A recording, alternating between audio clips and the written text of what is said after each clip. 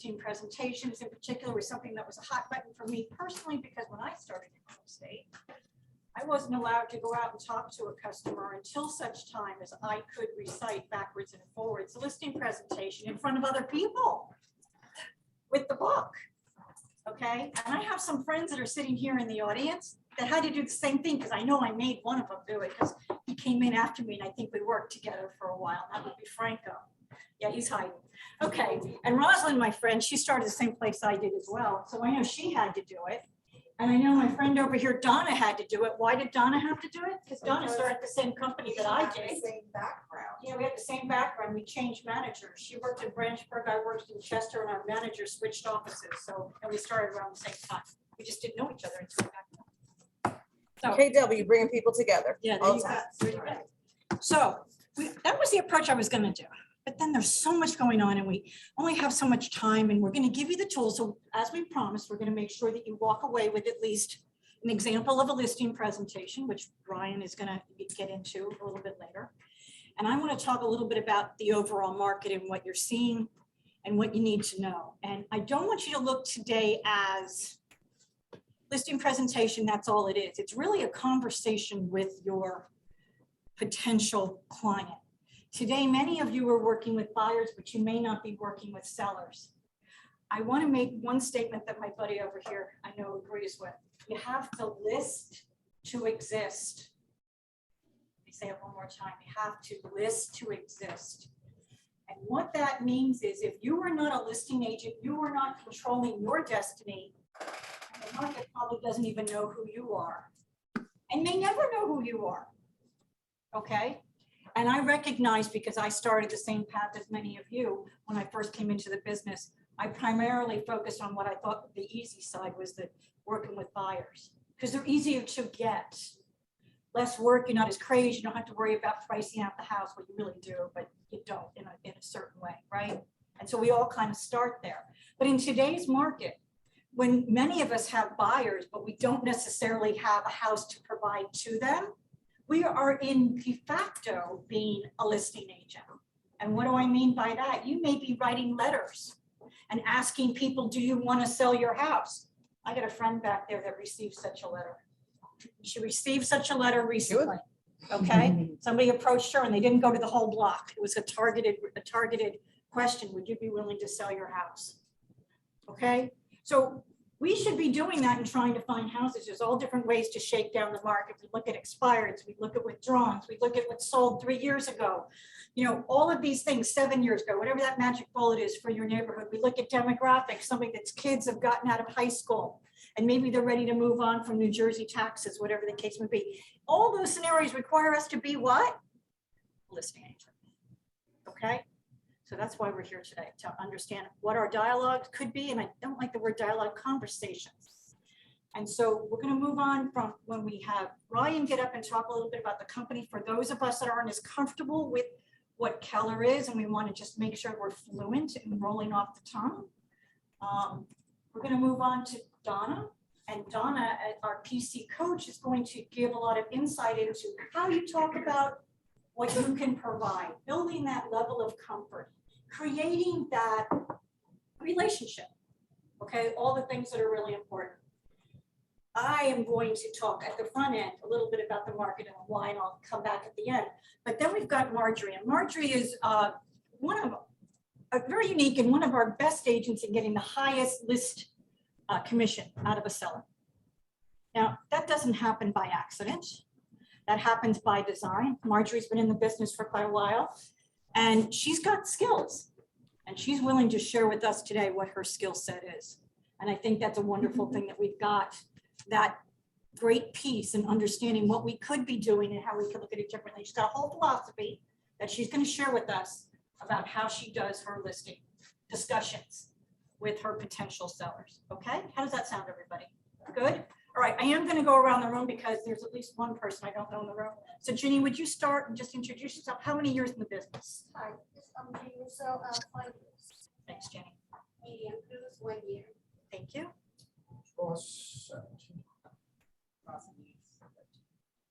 Like 12. Daisy Brownhill.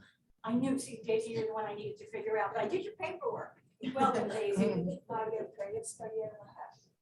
Nicole Phillips, 1 year in total. Ryan McNish-Doobie, 8 years in the business. Marjorie Brown, 19 years. Donna, 19 years in the business. Sally Smith, I guess I'm in my 19th year, so done, completed those 18. We've completed Okay. because we're about a month from each other. Yes, I'm we getting our license. Yes, we are. And my anniversary month is April 21st, by the way, when I first got my first license. Okay, so, so much fun. I have also printed out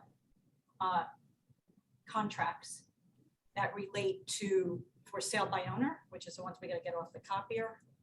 And why we would use those, we'll do that at the very end. Waiver of broker cooperations, release of waiver of broker cooperations, exclusive listings, and then a regular Garden State MLS listing. I'm not going to go through the other MLS listings and the whys and the wherefores. Okay, so we will cover that today. And I wanted to see if we can get in and out of here within an hour from now. Okay, Sure. all right. Yes, Jenny. Just a quick question, when you said you're not gonna get into the other MLSs, and I understand, but if I can just share. it, Sure, because I please do. Just happened to me, so I have a listing of the Passaic County, so I joined the New Jersey MLS.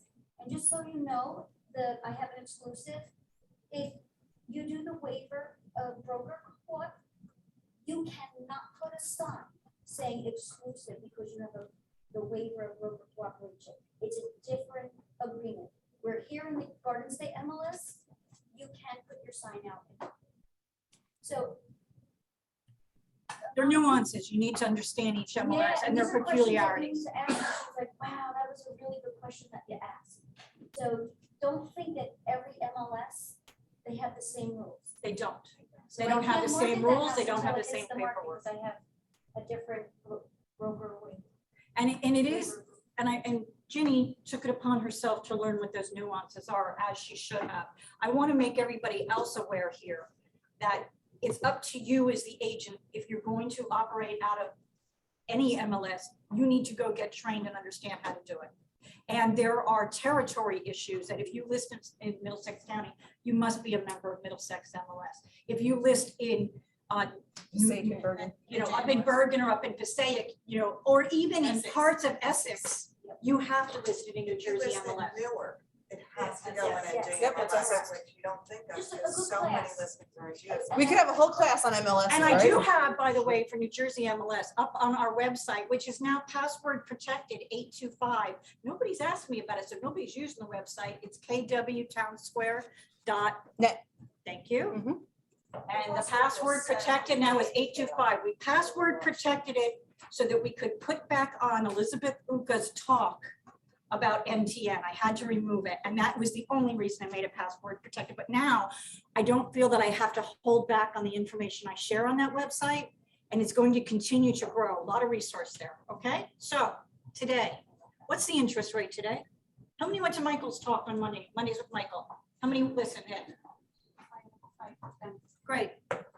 So we are at 425, 525, 525. 525, I think. Yeah. 525 was the rate that they announced on Monday. Listen, they fluctuate today. It could be something else. I just want to use it as an illustrative example. 525. What was the interest rate around a year ago? 2.62. Okay. Would you mind if I called it 2.75 just for sake of math? Okay, you're the best. You're the best, but Marjorie's right, okay, 2.6. But what's the difference between 525 and 275? 2.5. 2.5%, thank you. Franco's our accountant in the room, so we will always stay clean. 2.5%. At 2.5%, what happens to affordability? 18%.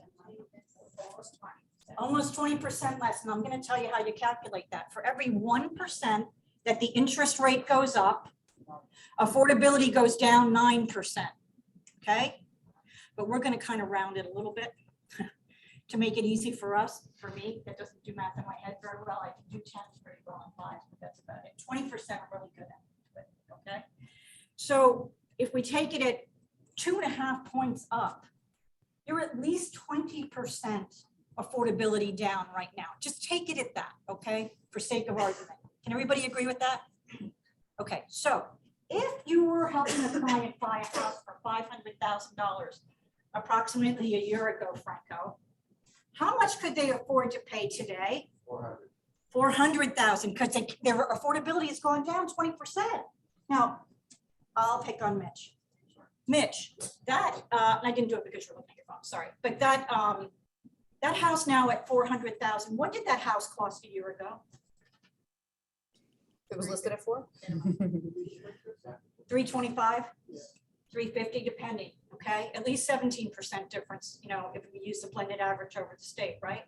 So I was buying a house a year ago. I was all happy. My interest rates were in really good shape.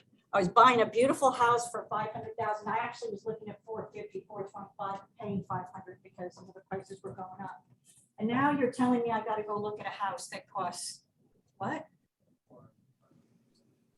350. 350. Is there a difference between those two houses? Really?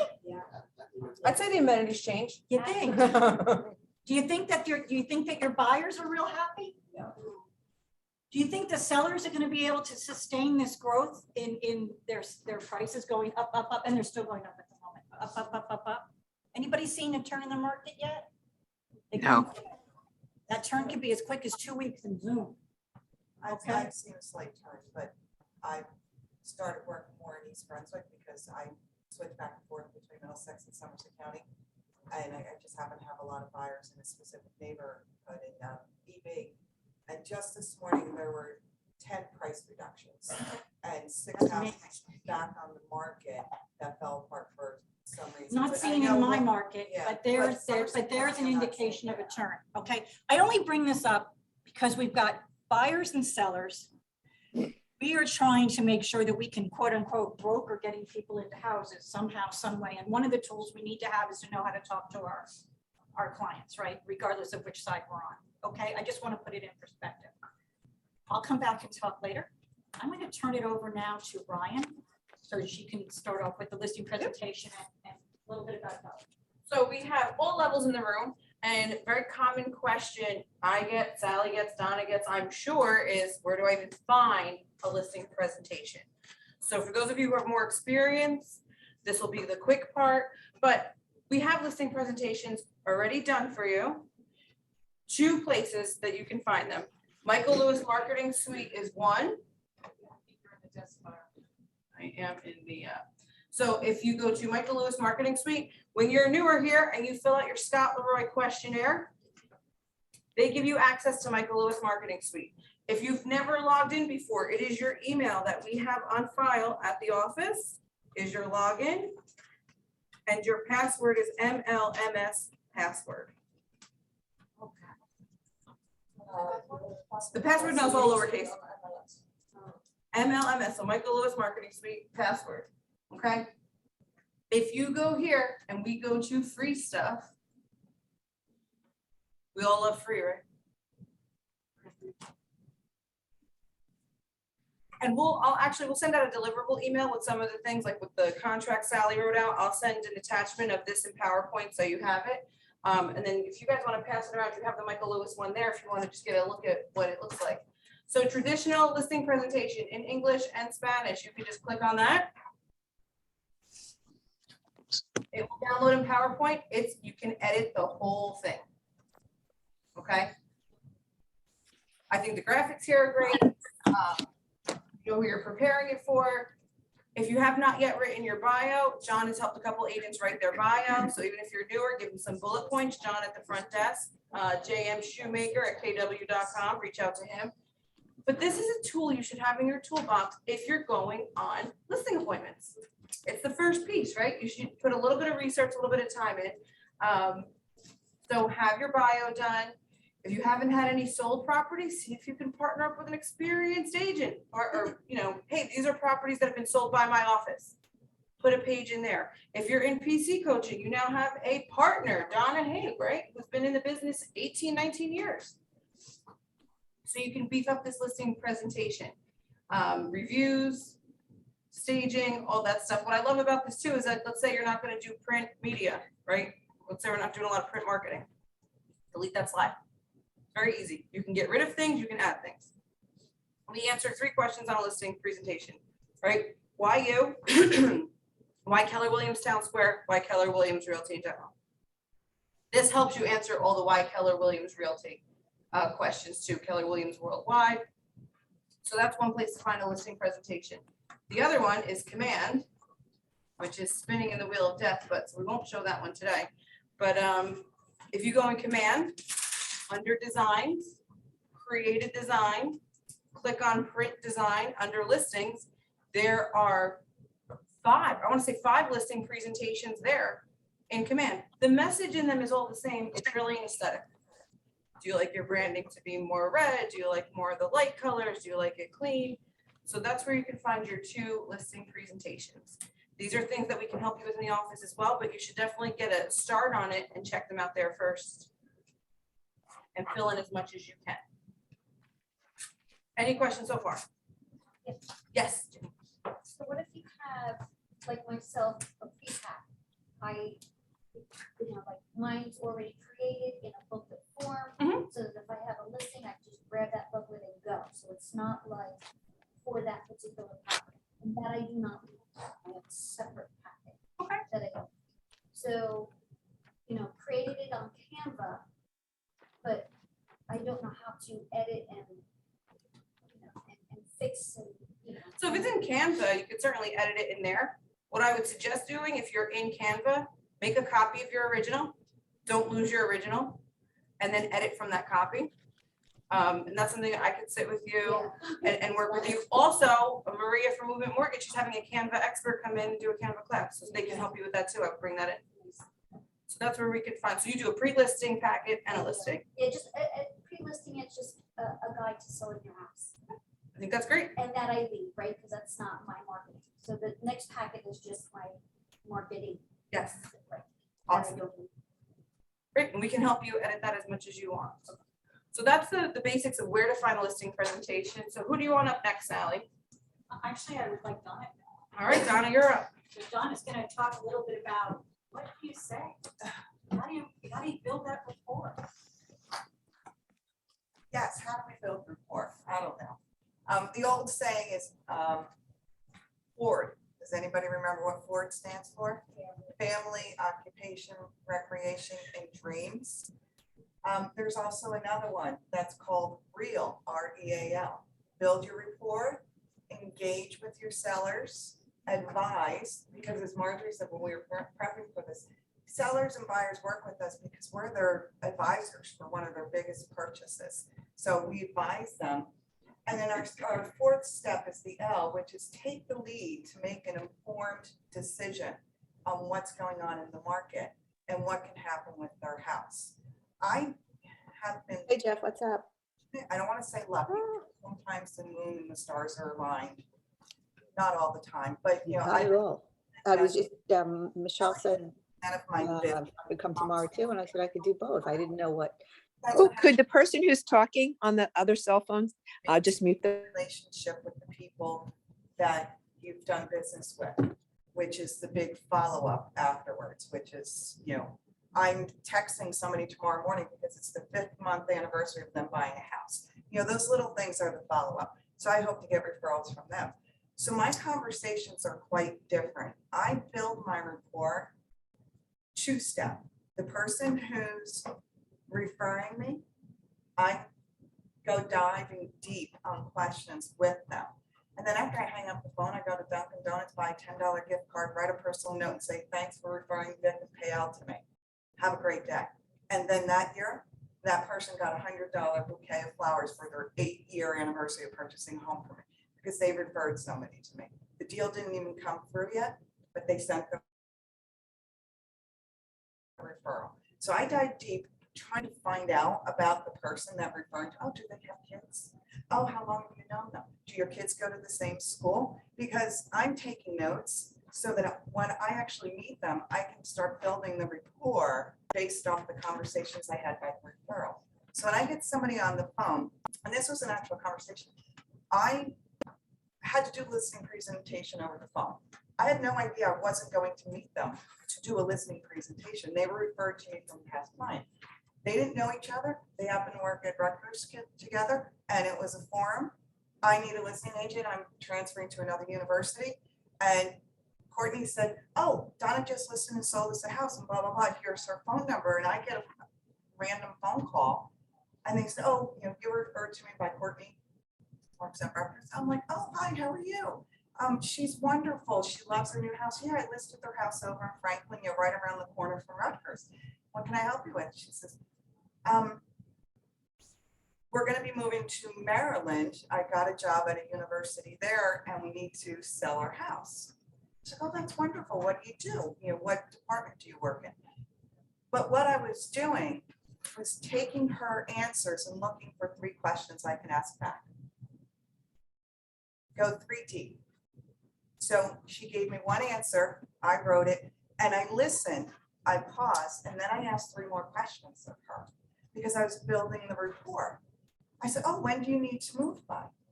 Well, you know, my partner's still gonna be here at Rutgers, so I have to go down early. I'm gonna start, you know, searching for a house. I have 3 months of housing provided by the university. She's gonna be staying here through hopefully, you know, the end of June. If we have to extend it, we can. And I'm writing all my notes. I said, oh, that's fantastic. So will you be coming back and forth from Maryland, and how are we gonna handle this and all of these things?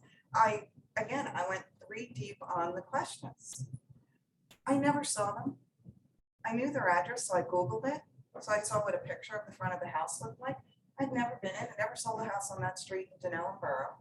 But I asked the questions and I was very nice. And I said, oh yeah, that's great. What are you gonna be doing then? Why did you choose the house that you have now? They love old homes. Well, no. Denellen's a perfect place if you love old homes and you're in the 400, well, it used to be $400,000 price range, not anymore. So that's all I really did was to build the reports, just ask the questions. And the questions you have to ask are what I call the triggering questions. It's just like, oh yeah, triggering questions. Why do you need to move? What's taking you there? And what happens if we don't sell your house? And I don't come out and ask, especially what happens if we don't sell your house, because then I'm setting myself up for failure. That would be really bad. I said, so you need to be in Maryland by July is your target date. So based on what's going on in the market, have you thought about where you wanted to price your house? I said, I'm not an expert right now because I haven't been in your house. I said, but I can tell you what's happening in the neighborhood. What's the first thing I do before I even talk to somebody? I look at Zillow, I look at Redfin, and I look at Realtor.com because that's what they're doing. And how I combat that conversation is, you know what? Absolutely right. You know, artificial intelligence is wonderful in its rightful use. I said, but Zillow's never been in your home. And I use my house as an example. And I said, Zillow says my house is worth $575,000. I'm a real estate agent. I said I wouldn't list my house more than $499, regardless of the fact that I'm spending too much money on a master bath renovation. I said, so Zillow's never been in my house. And I explained to them why. I said, so yeah, I get it. So Zillow says it's 575. Realtor says it's 435. Redfin says it's 516. So you have to know those numbers right as you're talking to somebody on the property address, because that's building the trust and becoming their advisor on what's happening in the market. You know, if I'm on the phone with somebody, I'm on the MLS checking immediately while I'm having this conversation to build their trust. And just go through. And then she says to me, what would you do to market the house? Now this is pre-COVID, so it was a little different. And I said, well, the first thing I'm going to do, I said, I provide professional photographs. I said, I have a, you know, Galaxy phone. I said, I can take a picture of my son that was worthy, you know, for $1 million. I said, I'm just not that photographer. So I'm going to spend my money marketing your house by starting with professional photographs. And we have to make sure it's a clear day. So you just kind of embellish on that. And we have to make sure that the lighting is going to be right. I see your house faces north, so we don't want to take photos, you know, when the sun's blaring in your front, because you'll get glare and stuff like that. You know, and then I ask questions about the house. I said, so your house was built in 1905. You must have beautiful woodwork. So she goes, we do. Oh my God, that's what really brought us to this house. Absolutely love this banner, the staircase going up, and the original pumpkin pine floors on the 2nd floor. I'm writing notes because then I can comment on it 2 minutes down the road, building the rapport. I said, well, you know, after we get photographs, you know, it usually takes a couple days to turn it around. I'll do a beautiful brochure for you. and then I'm gonna have a broker's open. Are you okay with doing a broker's open? I never assume that my marketing plan's going to work for them because they have 2 big dogs. So I always verify that it's okay with them. Are you okay with that? Because I'm checking the pulse of them. Because they say absolutely not. Or if they're sitting across the table from me like this, I might as well just pack my crap and go home now. And I've been at the other side of the table where the seller's like this and the husband goes, I gotta go take a meeting, and walks out of the room. I went, oh, I just, because I didn't do a good job of building the rapport. I walked in the door in the wrong headset. That's really what happened there. So, I'm just asking those questions and building the rapport and making sure I understand what their goals are so that I can back through a time frame of meeting their goals. Oh, you want to be in Maryland by July. All right, well, typically right now we're seeing 45 to 60-day closings. And based on the sales price and what's been going on, and again, pre-COVID, I would expect to see an offer on your house within about 2 weeks if we price it where the market is today and not try to test it at a higher price. How do you feel about that? Again, I'm checking their pulse. And they're like, yeah, because we don't want to have to wait longer. We don't want to have, I said, there's very few conversations I hate in real estate. And one of them is having to come back and sit in front of you and say, we need to adjust the price. I said, I don't like having that conversation. And I'm straight up with them. I say it all the time. I said, so if we price it properly now, you're going to end up most likely, never commit to anything, most likely net more on the sale of your house because your buyers are going to be more attracted to the property because we're pricing it properly and they're going to realize what a commodity it is at this price.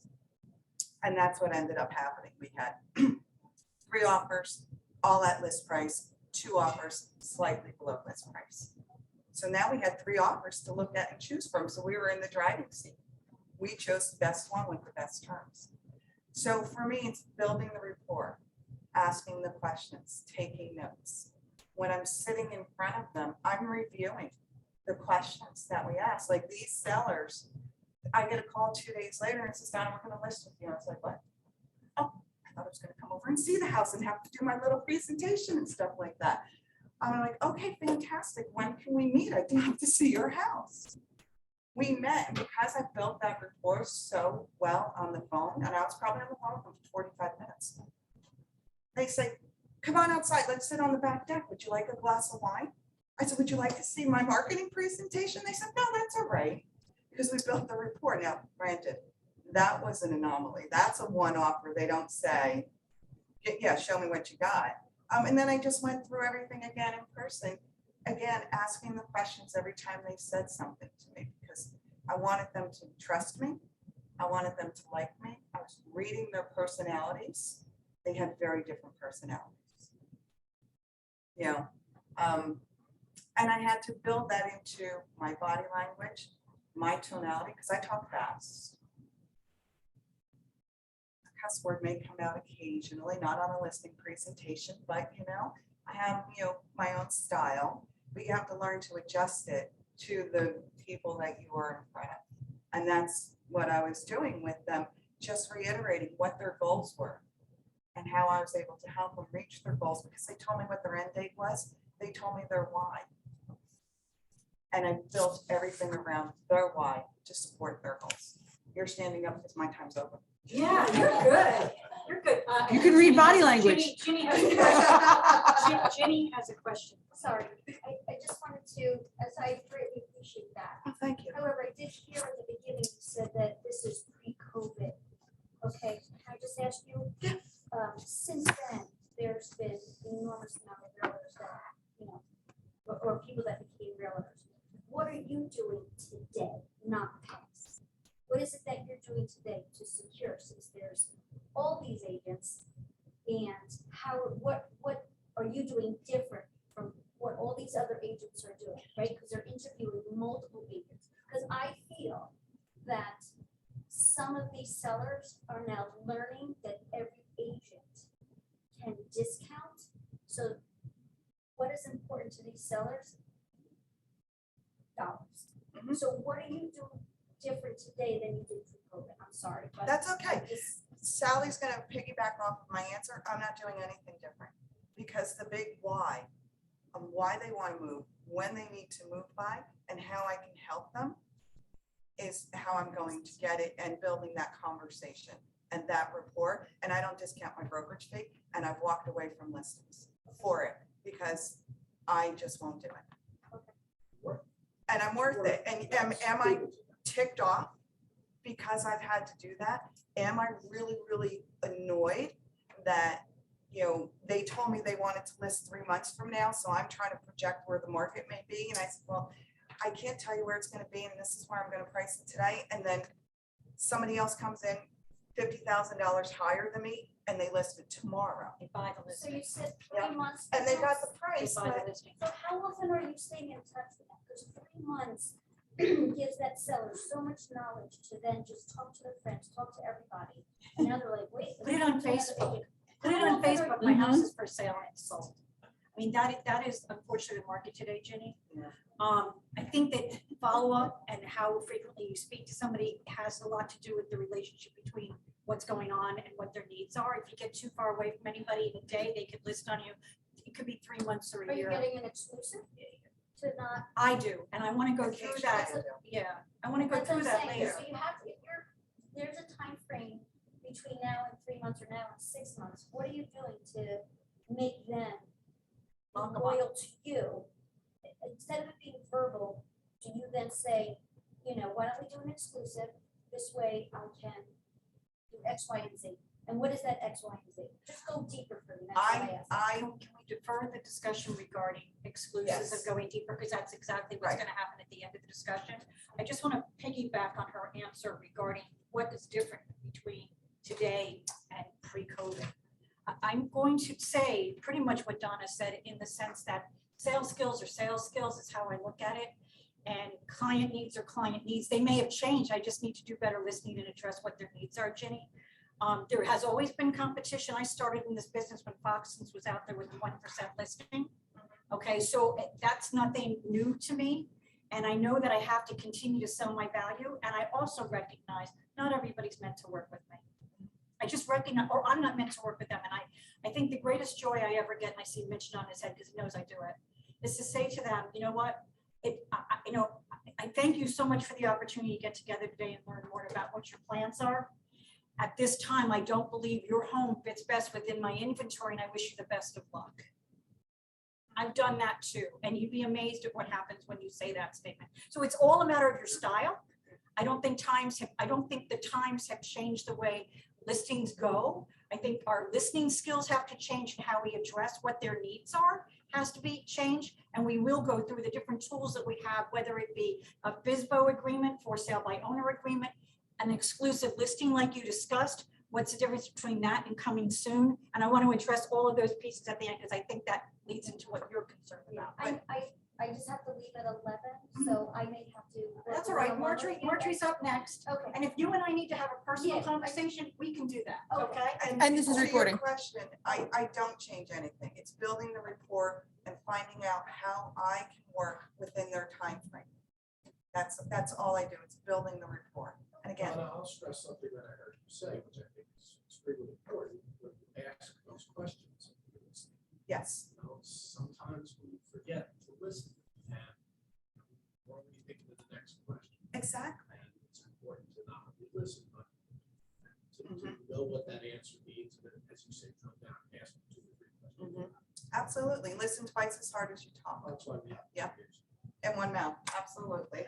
Marjorie, hit it, baby doll. Thanks. I have a strategy for you too with that. Thank So if you're already got them, it'll be on tape. You want me up here? Jeez. Wherever you like, Marjorie. Yeah, the laptop moves. What's that? It's the laptop moves, so wherever you're comfortable. Okay, cool. Sorry, I have a tickle in my throat today. I don't know why. Allergies. So here's the issue. It's really tough for me to share like everything that's here because it's 20 years worth of stuff here. But I will tell you, I do today what I was taught 20 years ago. Exactly, verbatim. I have the exact same laptop. Wow. Laptop. Laptop. And it's a heavy one. It's like, old school. I bring it into families' living kitchens where like the people are like the head of the IT and they're like, haha, I laugh at it. I'm like, oh, look at this, It still has dates on it. A couple of years ago, I switched it. One of the dates said like 2006 still. So I was like, oh, look at that. Look how old that data is. But so I'm telling you this because you definitely need a process. Whatever your process is going to be, once you're comfortable with it, it can last forever and it should be timeless. And I've always done business, and I think I credit it to where I was trained and the extensive training that we were offered at the time. It really delved more into your psychology of why we're in business. And when I go into a seller's living room, kitchen, wherever it is, like I need to know in advance why I'm there. And from the very onset, my reasoning for being in someone's house is not to get a listing. Like I feel like sometimes we teach that and then we're all about, oh, what can I tell them? What can I tell them? What can I tell them? So that they're going to give me their listing. I was trained a little bit differently, and I've kind of kept that mentality where I go into someone's living room representing them like as a seller's agent, knowing that my job is to bring them from point A to point B. Sometimes it ends with me walking out with a listing. But if I didn't have it yesterday and I don't have it today, I'm really no worse off. So my whole philosophy, and this is why I said to Sally and to Donna and to Ryan, I never discuss Keller Williams. I never talk about Keller Williams. Half the time, if it's a stranger, they don't even know who I work for. I never talk about myself, and Ryan can attest, I'm 20 years in the business, I don't have a bio. I just don't talk about that. I also. Your listing presentation is still, no, it's right, your listing presentation is still branded to who? Bergdorf. So I took Bergdorf out. It still has a flip phone on it, and it still says AOL on my listing. All right, well, there's still Presentation. AOL, and flip phones can be had for someone. But the reason I share all this is not to really be corny about it, but you have to know why you're in someone's living room. So years ago, they taught us, and it works still. You go in, three things can happen, right? You're going to choose, to list your home tonight. You're not going to choose to list your home, and you're going to choose me. And I have to tell you, at certain points, there may be a reason why I might have to decline. So I have all of these little snippets as to kind of how to warm up a client when you get in there. But I believe that, back it up, before I go in, and if you guys don't know me, I'm a number crazy person. I'll stay up till 2, 3, 4 o'clock in the morning, crunching numbers. I'll track a trend. Somebody asked me into their house today. I know every property that has sold from 2003 to today. Because I want to know the trends. I want to know what happened. There's nothing a seller can tell me to shock me. If I go in and I know the data says 700 and they want to list at $1 million, to me, there's no such thing as an overpriced listing. There just isn't. It's well, okay, that'll be 3 years on the market. So I know my data in and out so much. And a lot of times you don't have to use it, but you have to know it, right? So that's a totally different day. I could teach you how to do that. But for today's purposes, I just want to show you where that fits. And I'll try to talk a lot faster. I never discuss marketing. Never. We don't talk about it. Just not part of my study. And I'll kind of tell you why. I also, Ginny knows this, I don't do brochures, I don't do any of that stuff. But here's what we do, and here's what we say. Every seller is looking for a buyer, and every buyer ultimately is looking for a house. And it's our jobs as agents to facilitate that, right? So I tell that to the seller and I say, let me show you how. Because for me, it's all about my process to that seller. And the only way that I'm able to kind of share all this with you today is with all of these notes. So if you don't mind, I'm going to just kind of give you some little snippets. I also say we have to be a fortune teller. And we have to sit with someone and be like, oh, I see a total dark handsome man. And they're like, oh, who's actually standing next to someone with blonde hair? And then they like light up, you know?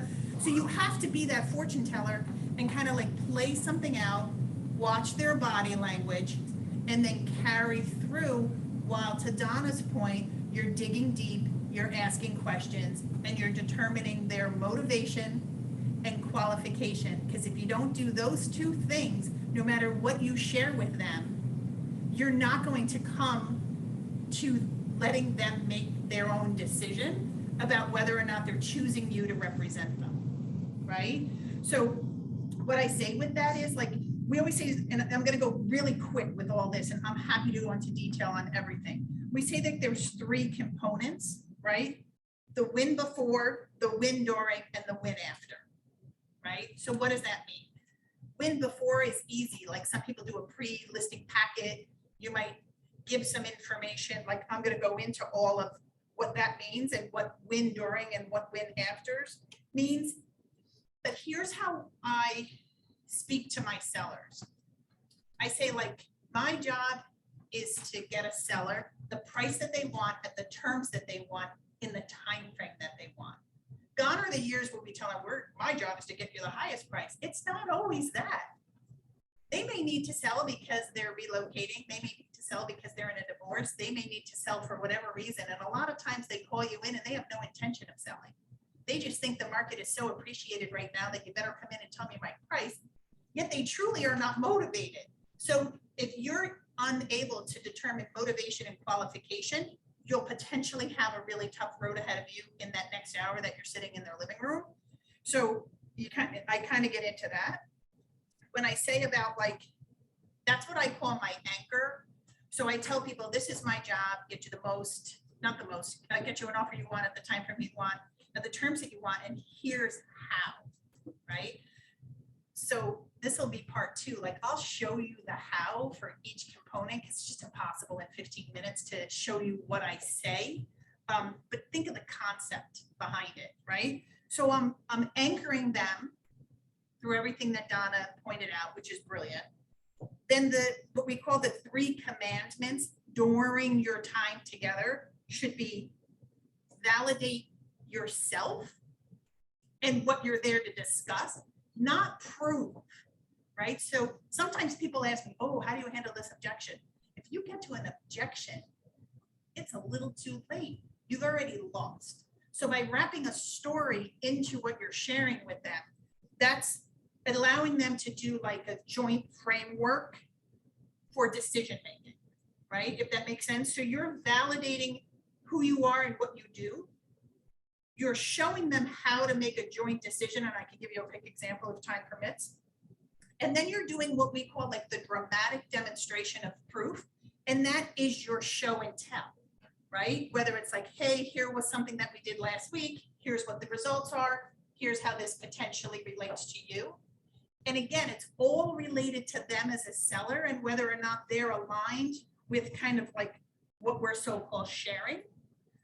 The third piece that I think is like really critical, and I think we're remiss at times when we train, is what we call like the elegant advisory experience, right? When you're sitting with them, like it should be an experience, and you should be bringing them through the whole like why, what, how, now, right? So when you're with them, instead of being telling, you're advising, because at the end of the day, make no mistake, and thank you, Sally, for saying, people pay my fee, not because of anything I tell them, they pay for advice and perspective.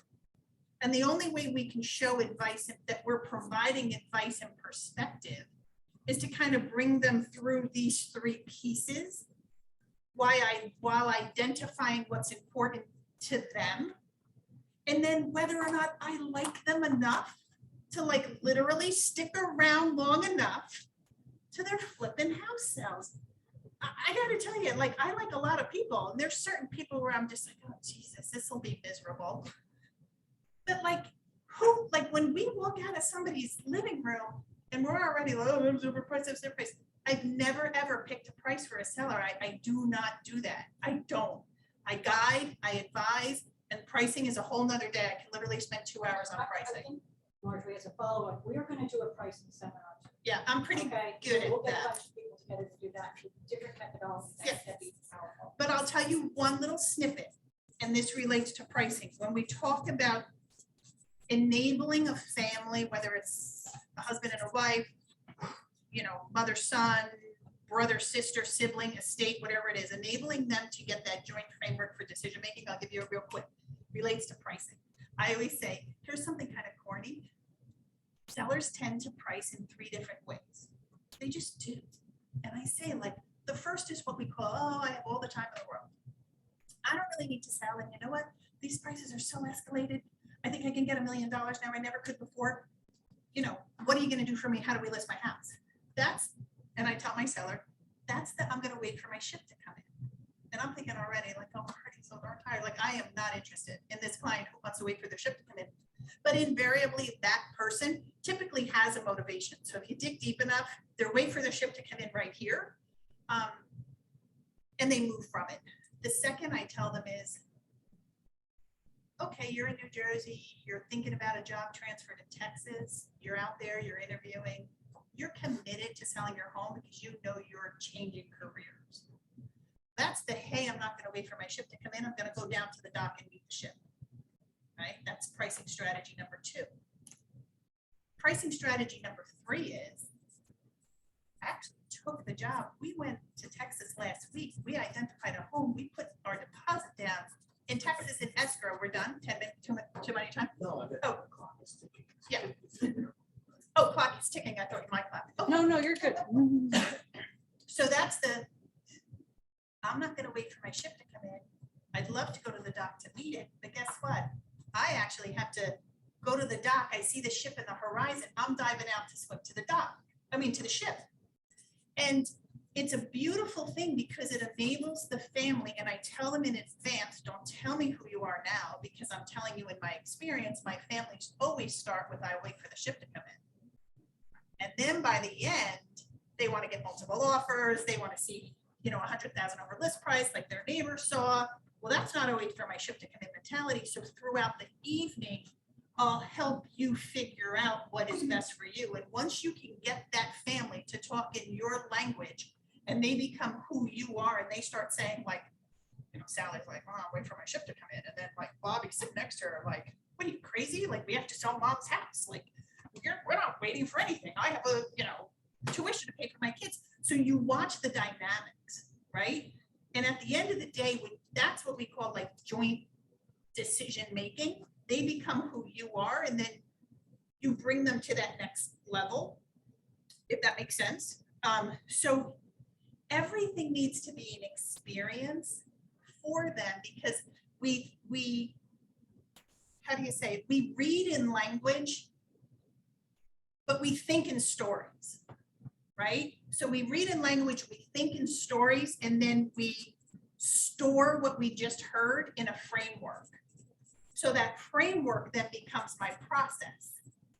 So I'm giving them the language, I'm sharing the stories, I'm now driving them to my process, which is my contract to close.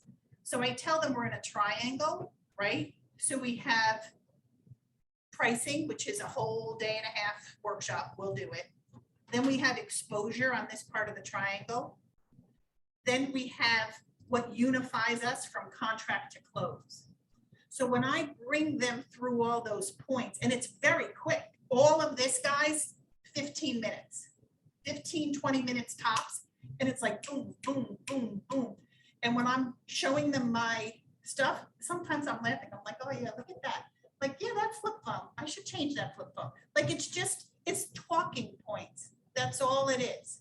And I bring them through it all. And at the end, they've already figured out that no one else is doing this. No one else is doing it because what they're doing is they're telling you what's in your best interest. This is what you need to do. This is who you need to be. This is how you need to price. This is where you need to paint. If you can step back from that and just get them to realize everything they need to do and they think you told them, but you really didn't tell them because then they feel empowered, you've already won because you're the one who's making the decision whether or not you're picking that, right? So there's a definite process. I say the same thing all the time, 15, 20 minutes, and then we get into pricing. And they are equipped to tell you where the house should be positioned, because we say position. Pricing is position, and your list price is the invitation. So once you've worked through all of this and you know what their motivation is, that list price is their invitation based on what they've told you. Wait for your ship to come in, go ahead, list it up there, baby, because you know what's coming. Like, that's fine, but you can't throw me under the bus if our house is on the market, in a traditional market for, you know, a year, right? You can't, so I'm telling them, you can't expect a lot of traffic, or they're gonna get to, you know, this point, or they're gonna get to this point, right? So let me see if I touched everything. So there's literally like, I have like 9 phases of what I make sure comes across, and I could just, most of them I already showed you. You know, how to win within the first 7 minutes, just like how to really get that rapport, like Donna was so brilliant at. Being that kind of fortune teller, and then at the end, just knowing that if you walk out without the listing, you didn't have it yesterday, so you don't have it today, so your life is still complete, truly. And what can we do to help a seller get from point A to point B? Because if you're really doing what Mitch says and listening to a seller, you better hit some sellers that truly are not really ready to sell.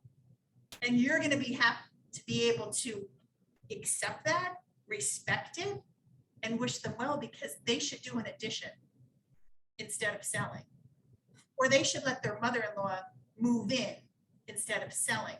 But we tend to teach, how do I go in and get that listing? And you go for the jugular and you forget that not every person you speak to should actually sell their home. So I know it was more from a philosophical standpoint. I'm gonna wrap up with I put some key points up there that Marjorie said. Thank you. Were so excellent. I think I'd like to focus you on this elegant advisory experience. I don't think I've ever heard it termed that way, ever. And it was so phenomenal, phenomenal. Elegant advisory experience. There's all different things that she's done. She talked about there's price, there's terms, and there's time, okay? And then she said, what kind of seller are you working with? Somebody that's waiting for the ship to come in, a seller that's going to the dock to meet the ship, or the one that's swimming to the ship. And I think if you think of it so beautifully in the story that she told, is that it's very easy to see. The point I think I want to make sure they walk away with from what you said as well, is that agents unfortunately tend to be transactional, and they don't tend to build that experience and relationship long-term. And so today, while that client may be not ready in an additions in their future, when they go down the path of putting that addition on, they find out they can't get wood, they can't get people to do the work, you know, the carpenters or whatever, they may circle back and say, that was the perfect plan for me. But you know, I talked to that Marjorie there, or they're gonna say, and I'm gonna give her a call, or they're gonna say, you know, somebody came and talked to us, but I just don't remember who that was. And that's most of the time. You want to know why? Because we don't circle back. We feel dejected. We're transactional. We think that it's all over with.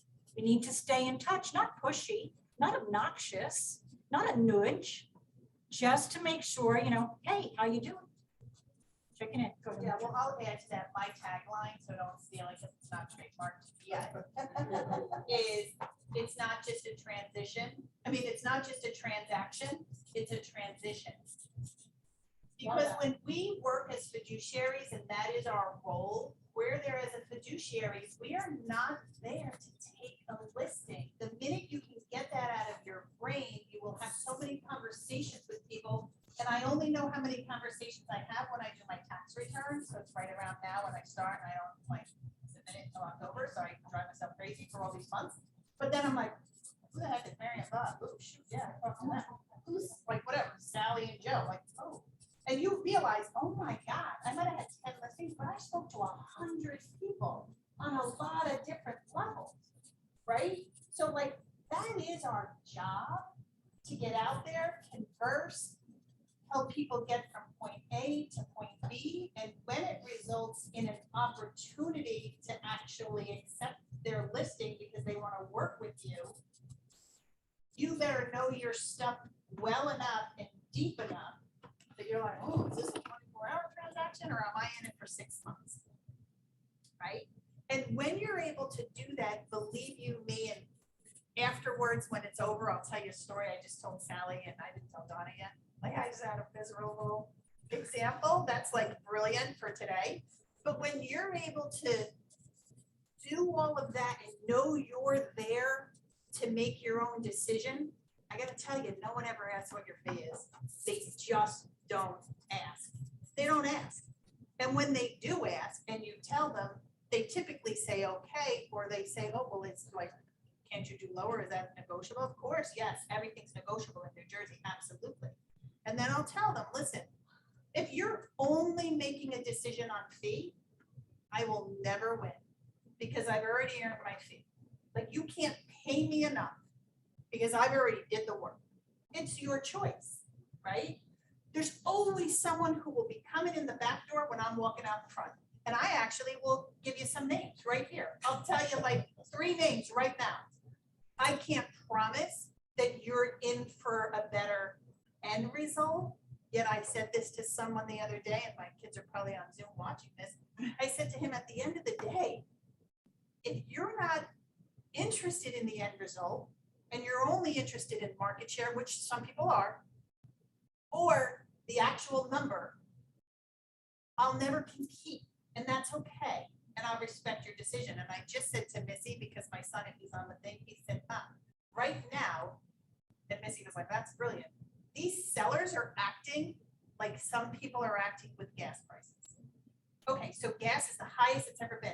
So my son's like, oh, they're gonna drive to Doylestown, Pennsylvania, because gas is 10 cents cheaper there. But think about it. How many people do you know? I have a good friend who does that, has done it her whole entire life. She will drive 30 miles because gas is like 2 cents cheaper. So my son just said it to me this morning. He was like, Mom, that's the mentality. So like, you will never win. You just are not going to win. So be okay with that. Because do you really want to work with that client anyway? They don't get it. And I tell my client, when you get it, I'll work for free. And I better believe that because I will work for free. You'll want to pay me 10. I should want to do it for 0, and you should want to pay me 10. She has, that's how I met Marjorie when I first came on. You had to listen to the good side of that. Oh, well, that's The good side of well, that that's story. a different When story. he wanted to uppay, no, when he did want to uppay you for the job that you. Oh, that The one, good, that's the a good different one. side of that story. Yeah, no, those There's weren't. sides to every story, you know. Thank you, Marjorie. We'll come back to you because we're going to allow everybody to have questions. I just want to start right now with handing out these papers. Martha, did I ask you to? Here, can you want these too? Okay, so let's just talk about mechanically how we tie somebody down to go to some of Ginny's points. You go out, you meet, you talk with somebody, and until you have them in writing, working with you, okay, as your client, that requires what? A contract in the state of New Jersey. Okay, in order to sell real estate in the state of New Jersey, you have to have it in writing. So the buyer and the seller have to have a contract in writing. There's a reason why we as realtors need to have things in writing, because living on faith that you're going to get paid a commission after you do all that hard work is a really bad road to go on. So I recommend, if that's your road, look for another brokerage house that'll support that. We can't. Okay, so for sale by owner agreements, a single piece of paper that I passed out. Okay, I'm sorry, I don't have enough for everybody. I think we're just enough for And here. then we have this packet, and it's I kind of put everything in order. So let's start with for sale by owner. Why would we use it? What is it? Look at the agreement. I didn't fill this one out. It's pretty self-explanatory. You must have a for sale by owner agreement if you are going to write a contract on a for sale by owner. Because the contract that we write for purchase, thanks, Jane, purchase of a property, talks about how you're going to get paid by another brokerage house. And the one thing that doesn't exist is another brokerage house with a for sale by owner, because they're representing themselves. Okay, so this is important. Why do I use this form? If I'm going to go out and show a property that's not currently listed with anybody, I will talk to my purchasers. I will send this to the for sale by owner before I even come for the appointment. And I will bug the heck out of him, because you can do it electronically nowadays, to get this back prior to walking to his front door. Why? Because I didn't come to introduce him to a buyer and get cut out of the deal. Okay? So that's what this form can be for. It can also be for representing somebody before they quote unquote want to commit to you on a listing. Use it for that as well. Now, commit on a listing. We can start with, and I had the first form, a waiver of broker cooperation. We will read that together really quickly. I'm going to highlight what I think is important to you. Okay? This property is being marketed only through the efforts of a listing broker. It will not be published in any multiple listing service. You will only consider offers on this property that are obtained by, okay, the listing broker, conducted by the listing broker. The listing broker is hereby directed not to cooperate with any other broker. If we were trying to do a deal with an agent up in Morristown, or Keller Williams, are they part of us? No. No. That's a totally separate company. So theoretically, we wouldn't be able to sell them this property, okay? Because we're working directly with other buyers. But we have another form that releases the waiver of broker cooperation. The one reason you need this is because you're not listing in the MLS. Sometimes people don't want to be in the MLS because they don't want their neighbors to know their house is for sale. Ridiculous. Because they know what I want. Okay, they see the workers coming. They saw the dumpster that arrived last week. Everybody knows. I'm gonna ask a question I know the answer to, but for everybody else. So we waive the waiver of broker cooperation, and you release the waiver so we can work with our friends like in Morristown. Yes, with our friends in Morristown, or But friends from maybe- any other brokerage. Maybe only, so we can't pick and choose, No, correct? No. we Once cannot. you release it, Yes, you can put it back on again, but once you release to all. It's not a matter of whatever. That's number one. Number two, an exclusive listing. I did fill one out for you because I see that people fill them out and they have a really hard time completing the document. I don't know why. So this is an example you can walk away with. But why would you do an exclusive listing? They don't want to be on the MLS. Maybe they're preparing the property. Maybe like in Ginny's case, the point she was trying to make is she's had a conversation with somebody and they haven't committed to her yet because they're maybe not ready or whatever. What she's going to try to do is get an exclusive listing sign. If she can't get an exclusive listing sign, maybe she get a for sale by owner sign so that she knows she can earn a commission. But I'd rather have the exclusive listing because then I'm the only one that can bring the buyer. Okay? And I have to get paid a commission for being a listing agent. With a for sale by owner, I'm getting paid as a sales agent. Okay? We all understand that somebody else could come in and do a listing. They have an exclusive right to sell that would knock this document out, maybe with an exception. Okay? Further, we have the need for a garden state or any MLS listing because it states right here in the listing that the term of the listing shall run from April 1st to April 5th, at which time the property will be converted into a multiple listing. At which time the property will be converted into a multiple listing. So the expectation is they're going to sign the multiple listing agreement at the same time that they sign the exclusive. Are we clear? And what has to happen with the dates? You see what I did? I had this running from April 1st to April 5th. And then if we go to the regular listing after the, you see I have it coming soon on. It's going to be coming soon until April 14th because they're still not ready. But my listing agreement is listed from today through 6 months from now. Okay? Yes, I'm sorry, but what exactly is exclusive listing? Exclusive listing means you do not, if you have an exclusive right to sell, only this brokerage house can sell that property. They can't cut you out of a commission by selling it to their best friend. Okay? They can't sell it on Facebook. They can't have somebody come and knock at their door. Because if that happens, you still earn the right to a commission.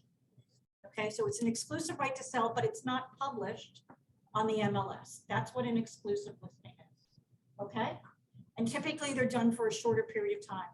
And while many have the philosophy, let's keep it in-house to build market share, I do not. I feel that your client gets the best exposure by putting it out there to everyone. And the only way I can get it out to everyone is to make sure I put it on the MLS and it goes to how many websites? 350 350. plus, okay, websites, okay? So that's what I care about, all right, that gets the greatest exposure. I also know that when somebody knocks on somebody's door and says, hey, I'd like to buy your house, I'd advise that seller, potential seller, to put their house up on the MLS to make sure they get their highest and best price in today's market. In today's market, the good news is maybe, if you have a seller that's a little difficult to work with, you won't be working with them very long because the house will sell right away. But in a normal market, the things that Marjorie was saying and the things that Donna was saying and things I'll tell you and Ryan, you could be with that seller for a very long time in a buyer's market and it could be painful. They'll be riding you like a pony. I saw that Rosin's tongue face. come out. I saw that tongue come out. It can be not fun, okay? So mechanically speaking, this scenario that I put together was an exclusive listing that I took with Zoe Jones, my dog, Zoe Jones. for She won the sale of a multiple bid property- last week too. On a property in Chester, that doesn't exist, by the way, that's a fictitious address, okay? And I took that listing while Zoe was getting the house together, okay?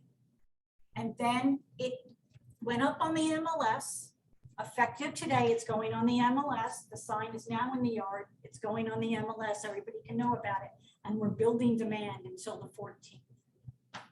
Nobody can come in and see that house until the 14th. Nobody. I don't care what broker calls you, what agent calls you, hey, can I come in? No, you two are coming soon. Nobody comes in until the date is released, okay? And what did I do? I made sure that I covered a period from my first conversation with Zoe Jones, that they couldn't go out and list with somebody else, or worse yet, I had a client that was putting it up on Facebook that their mother's house was going to be for sale, and I knew in Long Valley I wouldn't be the sales agent because it would be done before. He would say to me, oh, Sally, such good luck. You helped me determine all the things that I needed to do to the house to get it sold, because I wasn't sure what projects I should undertake and what ones I shouldn't undertake. And you know, we did that, and I know you've been working with me for 3 months, but you know, this guy walked by the house because he saw the dumpster and he saw, you know, the roof being put on and whatever, and he really liked the house and he wants to buy it. Isn't that great? Isn't that great? So it even happens to you? It didn't happen to me, but it could. It could. Actually, I thought it was going to happen to me. And so I know this guy well, and he's a past client, and I'm really friendly with him. And even I made him sign an exclusive agreement. I did. Okay. If the site goes on the property when it's coming soon. Well, Ginny just talked about that. If you're listing in New Jersey MLS, the answer was no. If you're listing in Garden State MLS territory, the answer is yes. But it's not supposed to say coming soon, right? Garden State. She said, Didn't want it coming soon, it's only exclusive. No, it's like coming soon. and JMLS, they didn't want exclusive, no sign on the property for exclusive. You can have a sign on the property in NJMLS for coming soon because it's on the MLS. Okay. Oh, Yes, that's what coming I was soon. Oh. But yeah, but we're saying, I'm saying we can't do it here with a coming soon unless you're already on as a coming soon, it has to be exclusive. It has to be on as a coming Right, soon, right, but it right, has to be in right. the MLS as a coming soon. Okay. And that would be the arrival. So that was, hey, you know, our time frame is pretty much right. So I'm going to open it up to questions. There was a lot of content here today, and it was all over the map. You learned the reason why you have to understand listings today, because everybody you're talking to is a potential listing. And you also learned that you have to list to exist in real estate, right? Okay, so we embrace that, I hope. We learned that there are tools available to us, and they're pretty easy to get to and have branded to us if we want to do a different approach than Marjorie and actually have something that we can look at and share or at least study from, okay? And it's already professional and prepackaged, okay? So they're out there, there's options for that. We learned that today, right? I will share my 20-year-old's presentation. With Berkshire Hathaway or whatever. Bergdorf. Bergdorf, sorry, on it. And we learned, what did we learn from Donna today? Today we learned about building rapport, asking the right questions. Marjorie followed up with asking those right questions as well. But we learned about what we need to do. It's not, it's about listening twice and talking once. Or 3 times. But I never talked about myself. I guess I specifically asked because it's not about me, it's about what I can do to help them. So, I just had somebody recently say something about me. I went, oh, you want to know about me? Because I don't do it as, well, I'm Donna Haig and I've been in business for 6 months and whatever. Or I'm Donna Haig and I've been in business for 18 years and this is what, they don't give a crap about that, in my opinion. Because to the points that we've all been making, they have 3 options. They can list with us, we cannot list with them.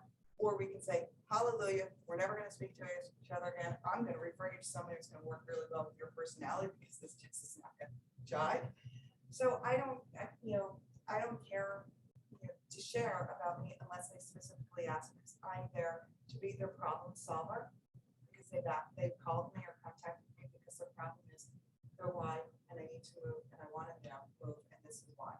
So occasionally I'll talk about myself in my listing presentation. Yeah, I have some client feedback that I put out, but also my listing presentation, I pull up the statistics from LinkedIn, Facebook, and Instagram for insights. And I snapshot it and I crop it and I'm not good with technology. And I get it in there and it looks pretty. One of the houses that I have to, Marjorie, like it's old. One of the houses I sold in 2007, but I had great interaction on LinkedIn. The date's not on there. They don't give a crap. It's in Bridgewater. They know the neighborhood, and that's what I do to show statistically what's happening and where, because that's part of artificial intelligence. To Ryan's point, that Keller Williams really is big on for Facebook and all of these other things. So, I'm sorry. No, that's okay. So I just wanted to. I was gonna say, to add on You'd be surprised that I really don't talk a lot on listing Yeah, but presentations. she's on this topic, you guys know. So listen, elegant advisory experience, take it away, Marjorie. So what I was going to say, and Missy should come in here because she's. I just saw her. She Yeah, did she her head, popped but I her was. head in. So how many folks are like relatively newer? A lot of us, right? A lot of us. half the row. Good, good. Okay, so if I could just impart one thing, like, did everyone come from somewhere else? Corporate? Were you all in sales? What's just a variety, right? Sales, some sort of sales, commission-based potentially, or no? Really? Okay. Well, then there goes my example. Here's my example. I always say, like, I treat real estate, if you're at Keller Williams, the whole big tagline, if you will, is come from contribution, right? I say come from corporation. So like if you've ever been in a corporate setting, you go to work every single day. And I was in banking. So like we had people cross the street all the time. I did private banking, trust and estate work. So like they were taking their huge estates going from, Chase Bank to Manny Annie, back to Chase, back to Citi, across to Bankers Trust. Like, so we would always say, oh, there they are crossing the street. One client in, one client out. But guess what happened? At the end of the week, I got a paycheck. So I treated all those clients the same, regardless of whether they took their trust fund or their will and decided to name a different fiduciary, right? Key is your fiduciaries, as the executor of their will. And we constantly cross streets. So, but we would say at the end of the day, at the end of the week, we got a paycheck. So that's coming from corporation every day. You win it. I didn't say, well, I'm not going to service them because I bet next week they're going to be at Chase. So it's like when I go into a seller's house, it's like I don't expect anything from them. I'm there to guide and advise, provide as much information as possible. And like I keep saying, should they then get a little excited that they want to hire me, I've already determined whether or not I like them enough to say yes. And unfortunately, as younger agents in the business, it's tough right now. So like we used to be able to talk to 2 people and get 2 listings, talk to 10 people and get 10 listings. Right now, to Ginny's point, unfortunately, it's a different numbers game. And you have to just be constantly ready and prepared to talk to them and keep going and talk to them and keep going. And similarly, it's the same whether you're representing a buyer, right? So like, we want our buyers not to give up on us when we put an offer in on their behalf and they don't get it. We don't want them to run the other way, which if we don't explain it to them, they're running the other way because they think we failed them. So we have to tell these buyers, if you're looking in, actually, I had someone in East Brunswick a couple weeks ago, actually it was South Brunswick, 50 offers in a 2-day period, 200 showings, she said, in 3 days, 50 offers. Like, there's no way we can expect to work with that one buyer, put one offer in, and it's gonna get accepted. Like, it's just, that's when you better I'll go to Atlantic City with, seriously, because I love to gamble. Like, there's no way, it's not happening. But now it's the same thing with sellers. So if you're able to provide your service, give them fiduciary advice, regardless of whether they're going to sell, regardless of whether they're committed to price, regardless of whatever, to anything, if you can get out right now and literally even say to someone, oh, you're thinking of selling in 3 years, let me just have a conversation with you now. You will be so primed and prepped when the market does shift, because then the numbers are going to be in your favor, if that makes sense. They will, I promise, it will shift back. And you'll be living with these sellers forever and they'll be buying the like of home. Yeah. And like, I wish we were in a market where it took 12 to 18 months to sell a house. Truly, I would love it. And I think we've created little mini monsters out of all these sellers. If they don't get an offer in 2.5 hours, they're like, well, how come I didn't get 17 showings and 5 offers? And we came on at 1 o'clock, it's 2 o'clock. They're like, how was the open house? Oh, I'm still here. It's till 3. Like, how many offers came in? Kidding me? But you see what I'm, so like, we've created these little mini monster sellers. Yet when the market shifts, like, bring it on. Like, the more conversations you can have now, and the more you can help someone navigate and stay on track with what their motivation is and their qualification, and don't be afraid to engage with people who silently demonstrate motivation here, when you know darn well by everything they've shared, their motivation's actually here. They just don't know how to say it yet. So like, or they don't know themselves. You think when you go into a seller's house that they actually know that they want to sell, that they're actually happy about selling. That's the other thing that we didn't discuss. The majority of people who sell their house are not excited to sell. And as long as you're aware of that, you think, Roz, or do you not think? Do you agree? I agree with that one. So that's the other thing, but we don't teach that. We don't teach. We teach, go in, tell them this, tell them this, tell them this, tell them this. And if you tell them enough, you're gonna get a listing. And it's like, okay, are you gonna get to a closing table? Because let me tell you, like, to me, I'd rather do 10 and close 10 than do 20 and close 10. Like, it's just me. Absolutely, yeah. And I think, like, we've talked about it as an office. Like, my vision for any office is just to empower agents to like really understand, why are we doing this business? The money will come. Like, the money is not even the problem. The money is there, truly. The money is always there. If you figure out why you're doing it, but don't do it my way. Like, I mean, you might seriously figure out, like, hey, I don't care, I want 17 listings. I don't give a donkey's butt if they close. Like, that could be your modus operandi, yet that could be a tough, like, but if that is, then I don't want to, right, criticize that, because for some people, they don't mind. I think we all have to take that overpriced listing. We don't want to say we took a But listing as a there's new no agent, such right? thing as an overpriced listing. Like, there truly is no such thing as an overpriced listing. When you know your stats, there's never, I will argue to the cows come home, there's no such thing as an overpriced listing.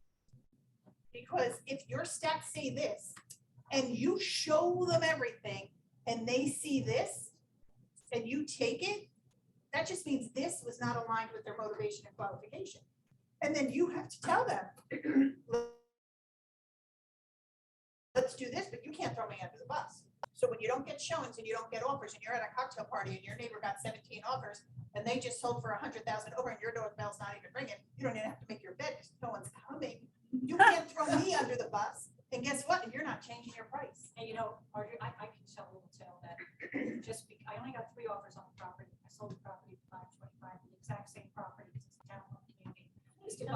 Listed by another agent got a lot less than I did, and she had 17 owners. It's not happening.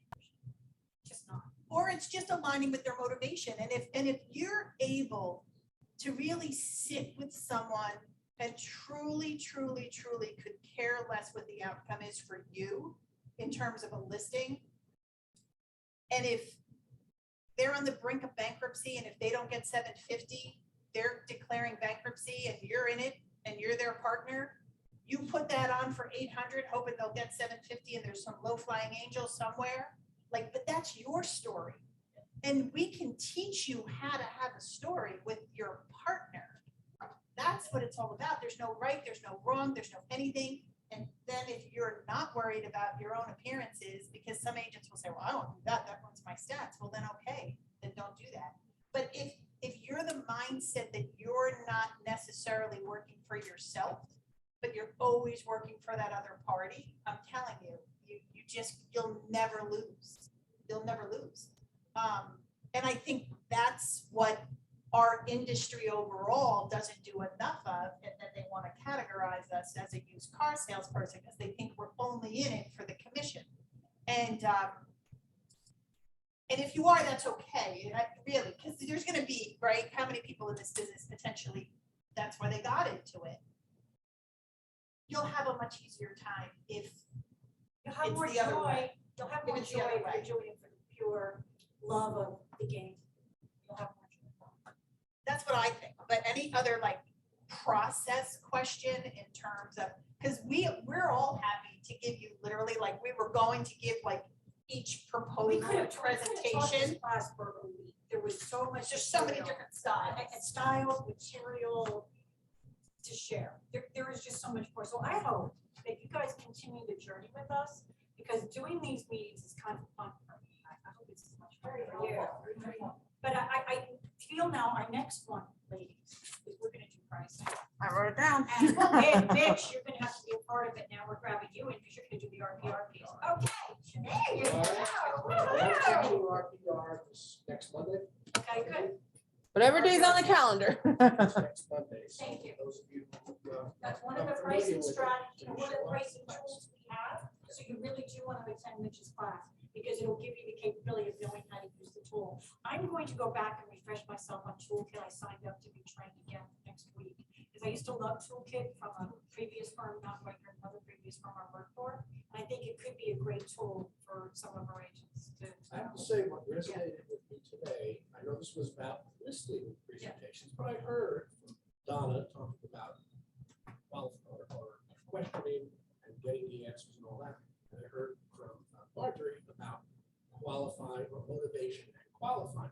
It's the same thing on the buy side. Right. And having this elegant advisory experience with a buyer consult or a seller consult is exactly the same thing. The end result and what you have to do along the way to get them from A to B different, but that beginning process of rapport and advising.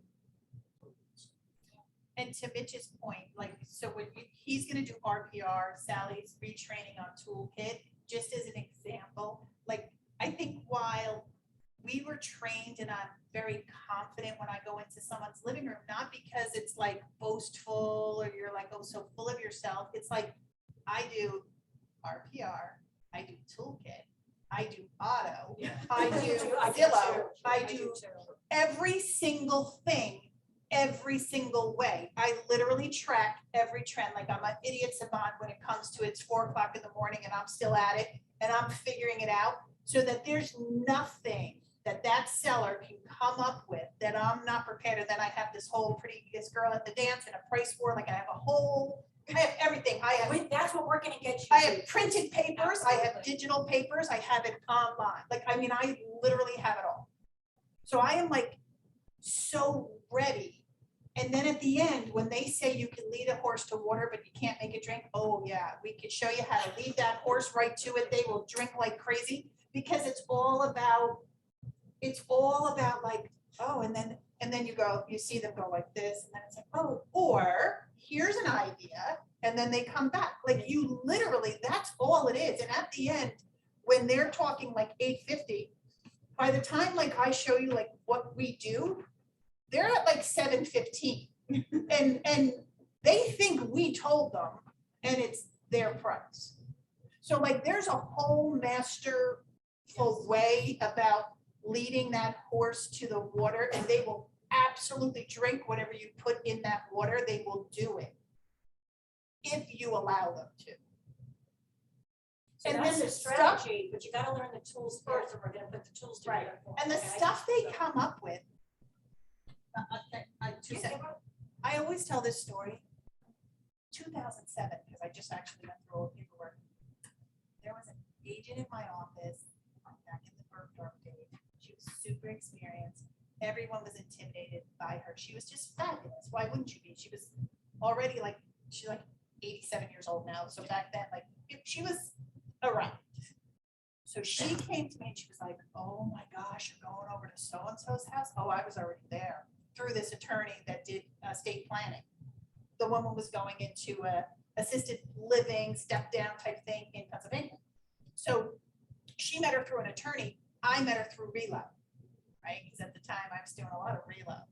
So I'm like, she's like, wait till you hear what price she thinks she's gonna get for the house. And it was like, okay. She's like, she wants 600 for that house. That's like, oh, wow, I didn't even do the study yet.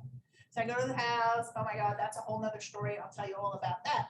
But at the end, it was right around this time, I used to lose my voice like pre-COVID, not when we're not masked, really bad allergies. So I went to her house still to do the presentation.